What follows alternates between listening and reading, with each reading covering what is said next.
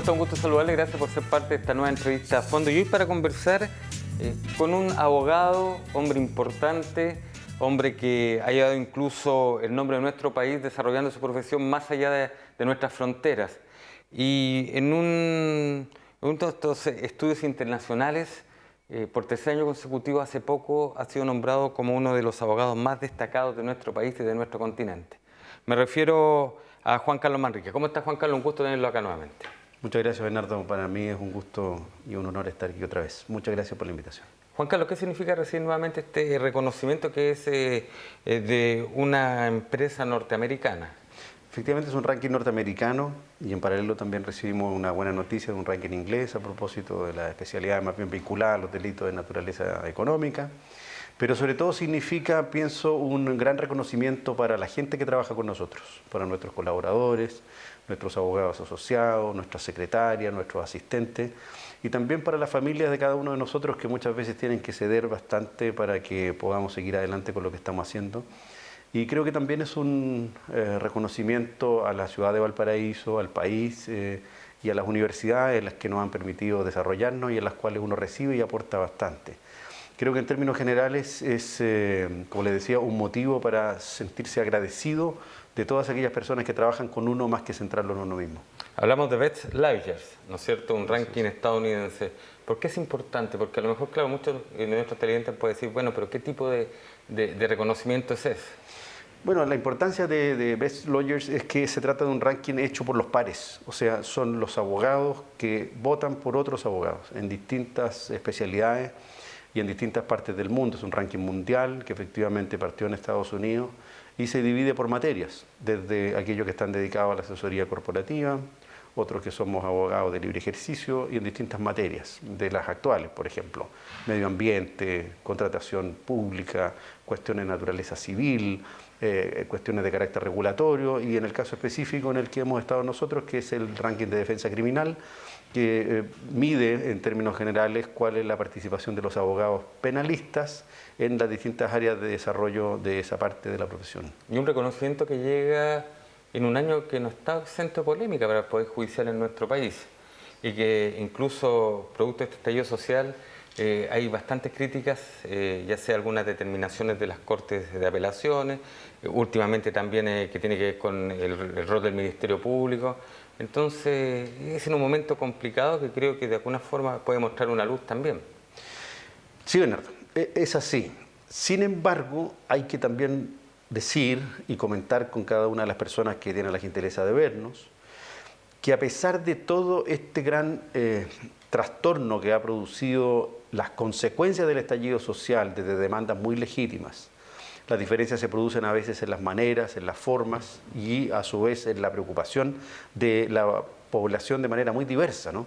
Tanto desde los derechos del común de las personas, desde cosas tan sencillas como desplazarse, hasta las peticiones de mayor equidad, igualdad, comprensión que piden los jóvenes. Y por otro lado, la gente que demanda mucho más seguridad y que reclama, porque eventualmente las fuerzas de control del orden público están, comillas, amarradas en un debate ideológico o con resoluciones judiciales que no serían del todo razonables en esas circunstancias.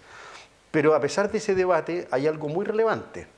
Y es que, como usted bien sabe, hemos tenido la presencia de organismos internacionales de control de derechos humanos, ¿no es cierto? Human Rights Watch, Amnistía Internacional, la Comisión Interamericana de Derechos Humanos, el equipo de avanzada de la delegado, digamos, encargado mundial de Naciones Unidas para los temas de derechos humanos, y todos han constatado un tema que es muy relevante por esto, que a pesar de todo, los tribunales siguen funcionando con independencia y las fiscalías siguen trabajando. Podemos tener diferencias de apreciación o crítica, pero eso es muy relevante, porque quiere decir de que todavía en Chile tenemos un Estado de Derecho y ese es un elemento que hay que cuidar y hacer valer y en lo posible reforzar, porque cuando se terminan esas limitaciones, que son la última muralla, digamos, antes de la fuerza bruta o el abuso, lamentablemente se inician procesos sociales que terminan muy mal.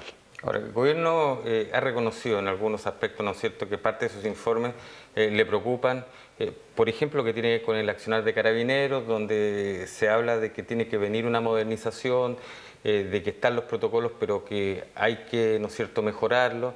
Y de esa perspectiva uno se plantea, bueno, entonces, ¿por qué incluso considerando de que Una de las acusaciones hay que estas acusaciones contra los agentes del Estado implican que ellos, por parte de la Fiscalía, una gran mayoría está bajo proceso, incluso con prisión preventiva, mientras que muchas de las personas que han sido detenidas por saqueo, por robo, en este caso lo más grave por incendio, quedan en libertad.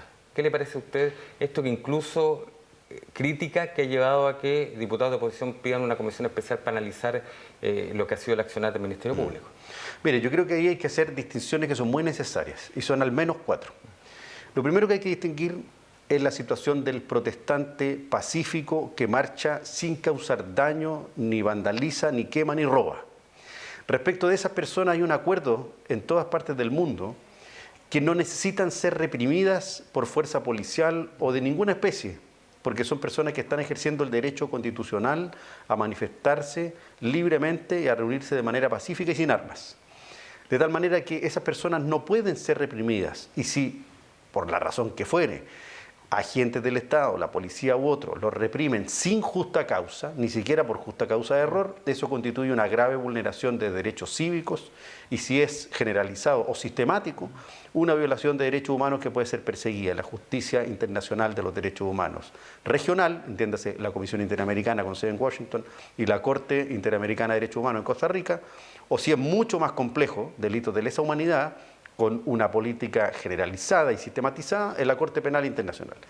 Pero por otro lado, hay que distinguir el grupo de aquellos que se descuelgan de estas marchas, que la utilizan como paraguas y que de alguna manera ya tienen un timing conocido, o sea, se suman a la marcha, llegado el minuto se separan de ella, asusan el descontrol, prenden una barricada, después de esa barricada se enfrentan directamente con la fuerza policial, y esa cortina, cuando reaccionan, es la que provoca la condición exacta para que se entre a saquear. Respecto de eso, nadie puede poner en duda tampoco que se pueden y deben ejercer todos los medios de control, las conocidas RUF, o reglas de uso de la fuerza, proporcionales, progresivas, en la medida en que el control del orden público lo requiera. En medio de esto está el conflicto que usted muy bien plantea. Hay al menos en nuestra región, si partimos por ahí, varios recursos de protección. Exacto. Que han generado incertidumbre y han generado más oscuridad que claridad. Directamente, el recurso de la Universidad de Valparaíso, el recurso de la Alcaldía de Valparaíso, las órdenes de renovar que han tenido que aclararse, perdóneme que le diga esto, me hacen pensar lo que yo escuchaba cuando chico en el campo, en Chillán. No me aclare tanto que me oscurece. Mire, le quiero confidenciar algo a usted y a nuestros televidentes. El día que la colega del Poder Judicial acá en Valparaíso envía comunicado señalando de que se había dejado sin efecto el recurso por el tema del uso de balines por parte de Carabineros de la Universidad de Valparaíso, en muchos medios aparece efectivamente, se dejó sin efecto, pero a nosotros nos surge la inquietud. De hecho, hice consulta a muchos colegas suyos, hice consulta a propia gente del Poder Judicial, y como que estaba en lo que dice usted, como que se causó esta situación de incertidumbre, ¿sabe qué era lo que realmente pasaba? Porque se decía, claro, está esto, pero ¿esto servirá para este otro recurso que habla además de las situaciones químicas? ¿Servirá para este otro? Porque han sido varios. Y no se entendía por qué no se juntaban solo en uno. Bueno, yo creo que esa situación de incertidumbre y un poco de enredo, porque fue un verdadero, no hablemos de enredo judicial, sino que hablemos de enredo de entendimiento, por lo menos llevó a esto. Y eso incluso alzó algunas voces que decían, bueno, pero si mientras en Valparaíso la Corte de Apelaciones dice esto, en Antofagasta está diciendo otra cosa. Entonces, de esa perspectiva, un poco concuerdo con lo que usted dice, y le hago este comentario, Juan Carlos, porque ahí como que también faltó un poco de claridad en cuanto, o será que no estábamos preparados para este tipo de situaciones. Mire, hemos ido avanzando en clarificar el punto, pero me hago responsable de esto. Hasta estas alturas, al día de hoy que nosotros estamos conversando, no está del todo claro, y más aún creo que se ha vuelto a enrarecer, y se lo voy a decir de manera bien concreta. Las últimas aclaraciones respecto de la posibilidad de utilizar elementos disuasivos como la escopeta, conocida como antimotines algunos, sí, ¿no es cierto?, o la de balines, en que la Corte dice podrá ser usada por el personal policial solo en la medida en que se encuentre amenazado de manera más o menos seria la integridad o vida del funcionario. ¿Y dónde está el límite de eso? Eso produce un margen de apreciación demasiado amplio, porque incluso puede, por ejemplo, partiendo de la base que no se va a reprimir a un protestante pacífico, sino que, por ejemplo, un saqueador que está robando, definitivamente un vándalo, que lo que está haciendo es aprovecharse de la protesta pacífica para robar y quemar. Si esa persona avanza contra el funcionario policial y él tiene la escopeta en circunstancias de confusión en la tarde y la dispara y alguien resulta lesionado, y supongamos que el otro dice yo no iba a atacar al carabinero, solo lo iba a abrazar o le iba a dar un saludo, esa condición de error va a seguir siendo abonada por la poca claridad de los límites. Y se lo hago más claro ahora. Sí. Mire, si lo ponemos en el caso específico de los comerciantes de la calle Condel en Valparaíso, ninguna de esas personas podría ser hoy día eficientemente custodiada por la fuerza policial, incluso con esta orden vigente. Porque si viene un grupo de protestantes pacíficos, los carabineros no van a poder actuar, porque solo lo pueden hacer ante el evento que esté en riesgo su vida. Si se descuelga alguien de esa marcha pacífica o comienza a causar desmanes, pero no afecta la integridad ni pone en peligro la vida o la salud de ese policía, si interpretamos literalmente la orden, entonces, y pasa de al lado, el policía tampoco va a poder reaccionar. Entonces, en consecuencia, va a tener que dejarlo que robe. Y el sujeto que sigue robando, entonces no va a tener ni reprimenda alguna ni represión alguna. Usted coloca, Juan Carlos, un punto sobre la mesa porque, claro, este dictamen judicial habla de la persona del policía, ¿no es cierto?, el agente del Estado. Pero ¿qué pasa con aquel dueño de negocio que está dentro de su negocio y trata de defender, como le pasó a la amiga de una hija de mi señora aquí en Viña del Mar, en una farmacia en la calle Valparaíso, donde entraron una vez, fueron a tratar de sacarle lo que les quedaba, se dieron cuenta, volvieron a entrar los tipos y decían, bueno, entremos nomás, no se preocupen, si aquí hay puros viejos, no va a pasar nada. Y vieron que entró gente con cuchillo, incluso gente con armamento, con armas, o sea, no sabían si era de fogueo o no, pero ¿qué pasa con esas personas con respecto a ese dictamen? Bueno, ahí se produce otra gran contradicción, pues, Bernardo, porque resulta que respecto de esas personas, digámoslo, ciudadanos comunes, que no son agentes del Estado, en ellos no cabe ninguna posibilidad del uso legítimo de la fuerza, como sí la tiene, de acuerdo al Estado de Derecho, la policía o los detectives. Si esa persona reacciona en legítima defensa, va a tener que probar todos los elementos de la legítima defensa, que fue víctima de una agresión ilegítima, que no tenía otro medio practicable ni menos perjudicial para defenderse, que no hubo provocación de su parte, y mientras tanto, ¿sabe dónde va a tener que esperar? Si es que no están claras las condiciones, en la cárcel. En cambio, en el otro caso, y por eso se trata de que las acciones de protección sencillas, rápidas, claras, tengan ese efecto, la verdad es que esta confusión produce la consecuencia absolutamente contraria. El recurso de protección no está protegiendo a los titulares de los bienes jurídicos que están en juego, en este caso la seguridad pública, por ejemplo, los comerciantes de la calle Condel. Lo que hace ese recurso de protección y lo que provocan las peticiones de sucesivas aclaraciones o de órdenes de no innovar, a veces determinadas más bien por una suerte de mirada ideológica del conflicto, es que los titulares de esos derechos queden completamente desnudos y desprotegidos. O sea, se desnaturaliza el recurso y el objeto del mismo carece de sentido.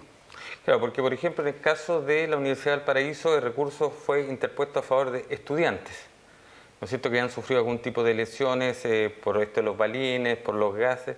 Entonces al final, con esta explicación que usted está dando tan didáctica, nos queda claro que ese recurso de protección no hizo más que impedir que Carabineros pudiera actuar, pero bajo ciertas circunstancias para nada está protegiendo en principio hacia quienes se iba dirigido.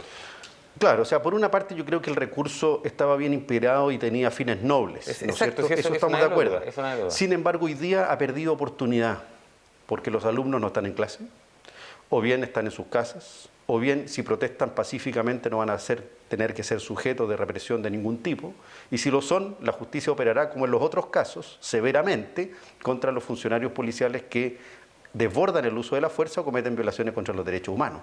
Pero hoy día el sustrato fáctico de esos recursos, a mi modo de entender, ha perdido oportunidad y están desfasados. Ya que habló de la calle Condel, hemos escuchado también, y ya que dijo Juan Carlos, los derechos humanos, a comerciantes, hemos tenido la posibilidad de conversar con comerciantes. y nos dicen, bueno, pero acá los derechos humanos corren solamente a favor de quienes protestan, de quienes se manifiestan, pero ¿qué pasa con nuestros derechos humanos? Es una conversación que hay habitualmente porque ellos tienen esa impresión.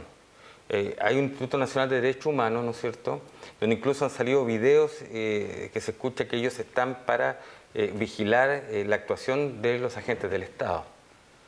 Pero ¿qué pasa con los derechos humanos de las otras personas? ¿Qué pasa con los derechos humanos de los comerciantes de la calle Condel? Incluso, ¿qué pasa con los derechos humanos cuando se producen estos saqueos de gente que va pasando por el lugar? Es una situación que complica en este instante. Exacto. Y sobre la cual sería bueno también poner algunas pequeñas claridades. Por favor, adelante. Todo delito de cualquier naturaleza, un hurto, un robo, una tocación, digamos, indebida, un abuso, configura una violación de un derecho humano, en su primera base, ¿no es cierto? Ahora, porque usted está afectando a la vida, la integridad, la dignidad de una persona, el patrimonio.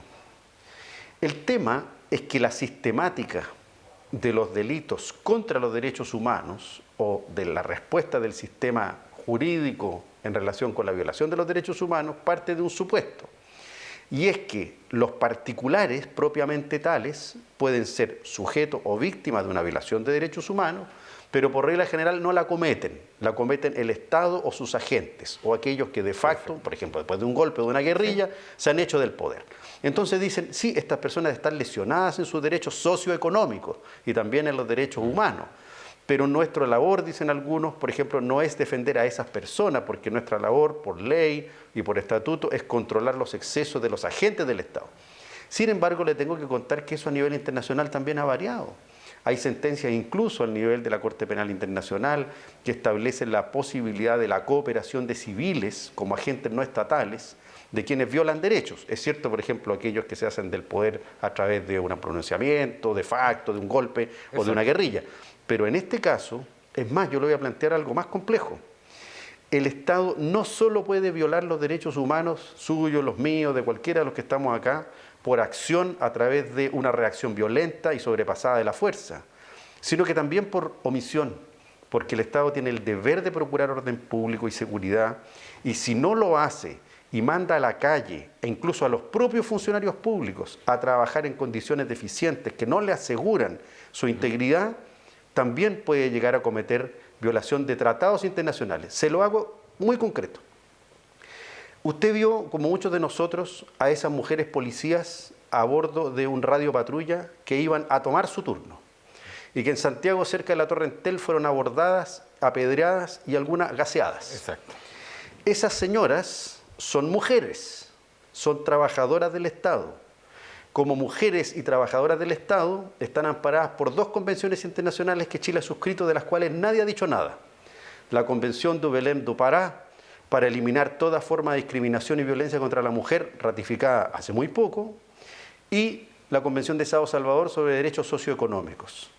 En ese caso, el Estado empleador de esas mujeres policías podría ser incluso requerido a la justicia internacional por no otorgarle a esas mujeres policías las condiciones de seguridad que las propias actuaciones de nuestro Estado, a través de la firma de las convenciones, se ha obligado a cumplir. Entonces, el problema es bastante más amplio. Sin duda, y es largo de explicar, pero creo que en esta conversación, Juan Carlos, está quedando más o menos claro, porque son temas que están sobre la palestra y que muchas veces con la contingencia pasan de largo, pero sin duda son temas bastante importantes. ¿Qué le pareció la actuación del Ministerio Público? Mire, ahí tengo una diferencia de apreciación con algunos que han criticado de manera muy acerba al Ministerio Público. ¿Por qué? Porque cuando uno ejerce en esta materia, tiene que tener el umbral de la tolerancia y la frustración muy trabajado. Muchas veces uno cree que va a obtener determinado resultado y obtiene otro. Y en segundo lugar, esta vez sí estoy más de acuerdo con lo que ha dicho Jorge Abbott estos últimos 2 días, y también algunos fiscales especializados, en el sentido que las investigaciones complejas y de largo aliento requieren específicamente más prudencia, ponderación y cuidado, y como su palabra lo dice, un largo tiempo para poder llegar a resultados que no pueden ser inmediatos. Porque si usted va a exigir en una circunstancia tumultuaria que pongan frente a los jueces en el estrado acusados de los más graves delitos, incendio con fin de alterar la paz social, incendio de bienes indispensables como el metro, en estado de excepción constitucional, son penas que pueden llegar hasta el presidio perpetuo. Entonces, si usted se entusiasma por la urgencia de mostrar cabezas responsables, imagínese cuál puede ser el margen de error si terminan condenando a un inocente a 20 años a un perpetuo.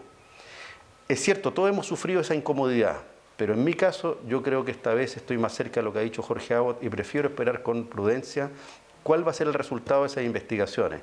Y si el nivel de esas investigaciones es de calidad, ante los jueces, créame que van a haber condenas importantes. Si no hay condenas, si no hay responsables, si esto no da resultado, podemos volver a conversar. ¿Qué le parece que lo que dice Abot dice esto es llevar al Ministerio Público más un tema político que lo que tiene que ver con el actual estallido social? Mire, puede ser, pero para ser justo, a veces el Ministerio Público también hace lo mismo. A veces también le echa la culpa a los jueces cuando el resultado no es el que esperaban, y viceversa, y viceversa. Sí, aquí es un tema bastante complejo, digámoslo, y que genera pasiones y diferencias, pero es mucho lo que estamos arriesgando. Creo que la situación es grave, merita actuar con mucha ponderación y no hay que dejarse guiar por el entusiasmo de la ira. Nos quedan 2 minutos, Juan Carlos. Desde el punto de vista legal, con su experiencia, ¿cómo se da solución a esto que está ocurriendo? Porque, claro, en estos días hemos tenido algo más de paz, pero ya de repente se han dado algunos hechos, algunos disturbios y comienza en algunos ratos como a surgir de nuevo este tipo de circunstancias. Mire, yo creo que coincido con el presidente del Banco Central, Mario Marcel, al haber leído ayer su informe de política monetaria con mucho detalle. Creo que ante todo se deben hacer los mayores esfuerzos posibles al interior del Parlamento, aunque estén dentro de la, comillas, democracia formal y burguesa que a algunos no les gusta y a otros tachan de cocina, para llegar a la mayor cantidad de acuerdos ejecutables y financiables, para no caer, como dicen algunos, en el populismo penal de solo subir las penas, o en el populismo financiero de ofrecer cuestiones que después no se van a poder cumplir, para fijar una base seria de entendimiento. Y eso supone un plazo que ya está corriendo, unos 10 días desde la semana pasada, aprobándose las 4 leyes de seguridad interior, aprobándose la ley de presupuesto, aprobándose una plataforma seria para negociar con el sector público. ¿Los militares deben salir a resguardar la infraestructura crítica? Yo creo que más que salir a resguardar la infraestructura crítica, hay que agotar la posibilidad de que ello no ocurra. ¿Por qué? Porque si esas leyes no son aprobadas, Bernardo, van a quedar vigente la facultad del presidente de la República para dictar el estado de excepción 2 veces, 15 y 15 días, y si ese estado de sitio requiere acuerdo del Congreso. Imagínense que si el Congreso no le da la autorización, el quiebre constitucional va a ser terrible. Va a pasar lo mismo que le pasó a Evo Morales en Bolivia. Y si los militares salen, van a salir con un estado de sitio, me imagino yo, que sería lo constitucionalmente lógico, autorizado por el Congreso. Porque si lo autoriza el Congreso, entonces no es una intervención de facto. Y si no es una intervención de facto, pienso yo, la mayor cantidad de las Fuerzas Armadas en Chile han aprendido de la historia, no tienen, pienso yo, en mi impresión personal, el ánimo de causar o querer generar un nuevo golpe de Estado en Chile. Así que en consecuencia pienso que tampoco quieren 40 o 50 años más de causa de derechos humanos. Entonces, creo que esto es ante todo una resolución con mucha generosidad y sobre todo una negociación política, económica, sin aprovechamiento. Bien, Juan Carlos, ha sido una interesante conversación. Hemos tratado temas en profundidad que muchas veces, ¿no es cierto?, están en la palestra, pero que por la vorágine, que porque ocurre esto, se pasan superficialmente. Y creo que por eso es tan interesante haberlo invitado a conversar y a usted en esta entrevista a fondo y bueno, y volver a felicitarlo por estos reconocimientos a nivel internacional que ha recibido, porque además en un instante en que nuestro país está con tantas críticas desde el extranjero e internamente, son lucecitas que también de alguna manera muestran de que las cosas se pueden hacer. Muchas gracias. Ahí estamos entonces, la entrevista a fondo con Juan Carlos Manríquez, destacado abogado de nuestra región, conversando sobre esos temas que muchas veces cuando salimos a reportear a la calle, ustedes nos preguntan. Y es por eso que lo hemos querido traer a esta entrevista a fondo. Esté muy bien usted y su familia.